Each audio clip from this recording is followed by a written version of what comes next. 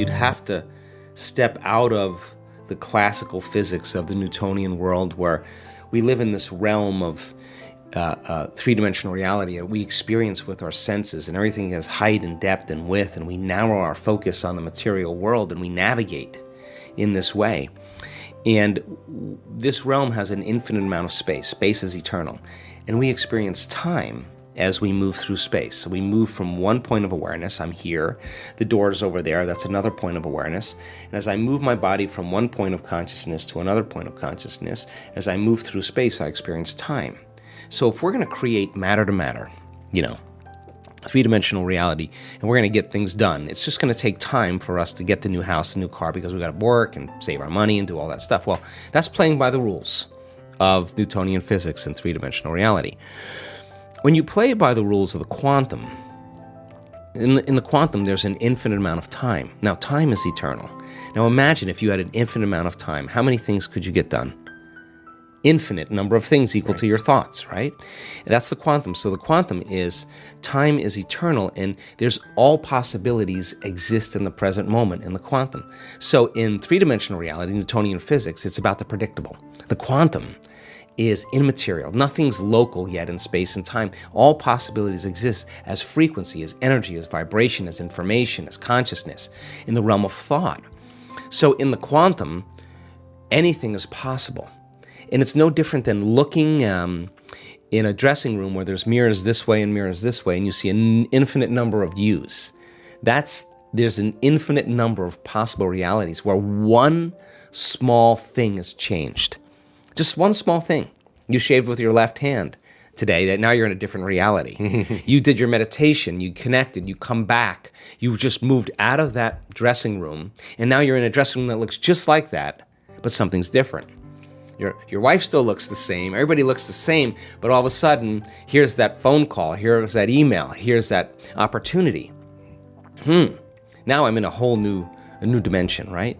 So in that quantum realm then, because it's non-local, we have to actually create not with our bodies. We have to dissociate from our bodies. We can't enter the quantum field as a somebody. We have to enter as a nobody. So teaching people how to pass through the eye of the needle is that moment they become nobody, no one, no thing, nowhere, no time. That's the moment they're pure consciousness. Now, teaching people how to create from the field instead of from matter has taken me many, many years. Yeah. But now people that are doing it are seeing those kind of instantaneous changes taking place, because when they begin to change their energy, and all potentials in the quantum field exist as electromagnetic potentials, and thoughts are the electrical charge and feelings are the magnetic charge, and how you think and how you feel is broadcasting information on a daily basis. So when a person changes their thoughts and feelings and they're creating from the field, when there's a vibrational match between their energy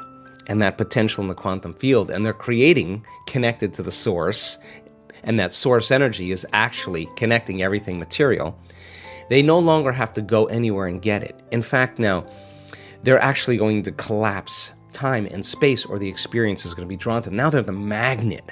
That's when they start drawing experiences to them. Now they're not going anywhere to get them. Now they're coming to them. That's when it gets fun. I think that when people say that they want a new job, or they want a new relationship, or they want to be healthy, they're actually waiting for their health to improve to feel gratitude. Right. They're waiting for their new relationship to feel joy and gratitude and thankfulness. They're waiting for the new career to happen. And once it happens, then they celebrate and feel gratitude. Well, if you believe that your thoughts and feelings produce an effect in your life, and you're living in the lack every single day waiting for it to happen, you're separate from the experience, right? So if you think about the emotional signature of gratitude, when you are receiving something that you like, that's pleasurable, you've just gotten or received something that is pleasurable, something just happened to you, or something's happening to you that you like, you say thank you, you feel gratitude. So the emotional signature of gratitude is that something has already happened. And it is the absolute perfect state of receiving. It is the absolute state of receivership. So Here's an example. Person gets a diagnosis. The diagnosis is something like cancer. The first moment they hear that word, they feel fear. They feel a change in their internal state, and they pay attention to what the doctor says. They take a snapshot, and they create that memory. They remember the moment the doctor said that. So now they're in fear, they're scared, and they're going to think positively. Or they'll say, I'm going to beat this thing. Well, if they're feeling fear, they can only accept, believe, and surrender to the thoughts equal to their emotional state. That fear thoughts will be the only ones that will make it in there. Now, if the person changes fear to gratitude, as an example, and they really start training their heart, we can measure when a person feels gratitude, what happens to their heart. The heart gets regulated. It starts beating more coherently. It starts increasing energy to the brain. It starts creating an ambient field around the body. This is when your heart starts working for you. That when a person starts feeling gratitude, then the emotional signature in the body is that something's happening to them, or something's just happened to them. So if you're in a state of gratitude, you're in a state of receiving, then the thoughts that you think will make it to the body and program the autonomic nervous system into a different destiny.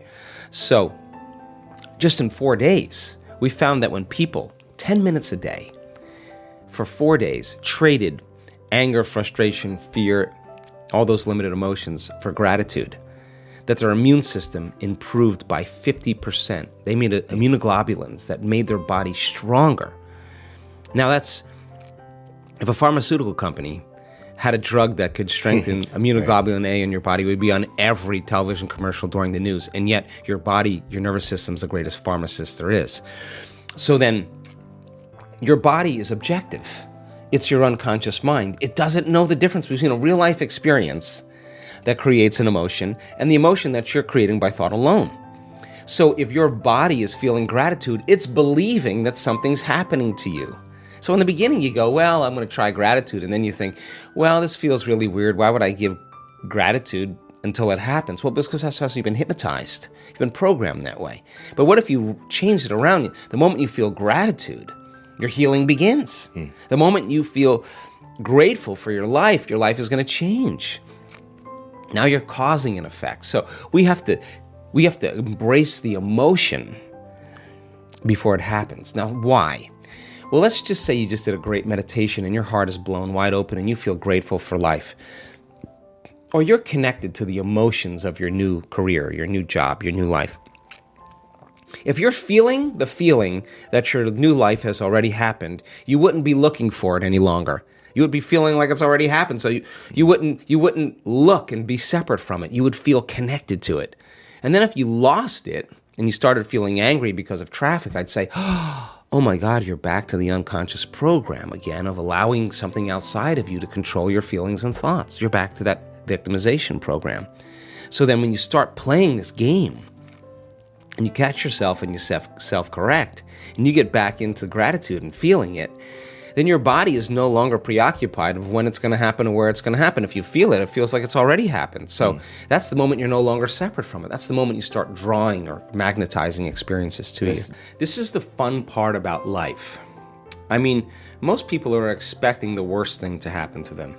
They're bracing themselves for whatever it is around the corner that's going to go wrong, because in survival, if you prepare for the worst, you're going to survive, right?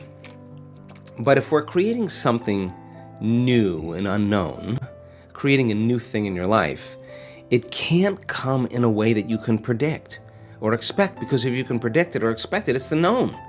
So then the moment you start trying to figure out how it's going to happen or when it's going to happen, you got in the way.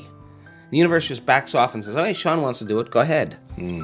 But when you are open to being astonished and surprised, and it comes in a way that you haven't expected, you wake up.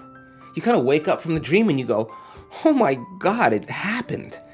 And then you will look back at your entire past and you will want to change one thing in your past. We see this all the time because it brought you to the present moment. That's the moment the past no longer exists. So the surprise, the brain learns by mistakes and surprises. Which would you like a few of? How about some surprises? So when it comes in a way that's just like out of nowhere, that you haven't thought of, and it's your creation, and you're surprised, you're not unconscious any longer.